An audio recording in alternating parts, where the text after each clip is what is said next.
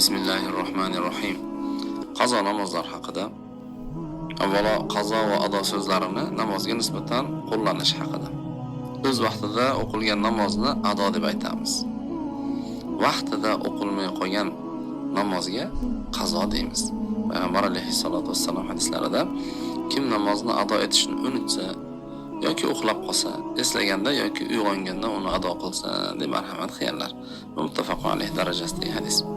Ya'ni insoniylik sabab unutib qolsangiz yoki uxlab qolsangiz yoki bir shar'iy uzr sabab namozni vaqtidan o'tkazib yuborsangiz, darhol uni qazosini o'qishga shoshilishingiz kerak. Vitrni kutmaysiz. Agar bir nechta namozingiz o'tib ketgan bo'lsa-chi, Abu Said al-Khudriy radhiyallohu anhu aytadilar-ki, Handaq kuni jang sabab biz namozdan shomdan keyingi vaqtgacha ushlanib qoldik dedilar. Alloh bizga g'alaba berdi. Bu haqda Ahzob surasi 25-oyat nozil bo'ldi. So'ng Rasululloh akram alayhissalatu vassalam Bilolni chaqirdilar.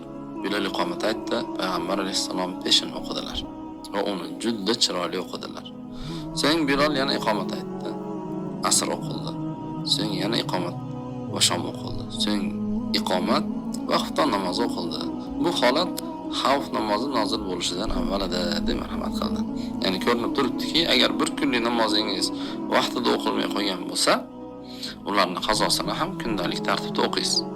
Bugungi kunda yillar davomida surunkali ravishda namoz o'qib yurganlar bor. Bu kishilar qanday ish tutadi? Bu masalada olimlar bir qancha fikrlarni aytishgan. Men moyil bo'lgan va qanoat hosil qilgan fikrni aytamanki, kishi islomni qabul qilgandan boshlab to umrining oxirigacha namoz o'qish kerak. Alloh taolo aytdi: "Va'budu robbaka hatta ya'tiyakal yaqin." Hijr surasi. Robbingizga o'lim kelgungacha ibodat qiling deb marhamat qilganlar.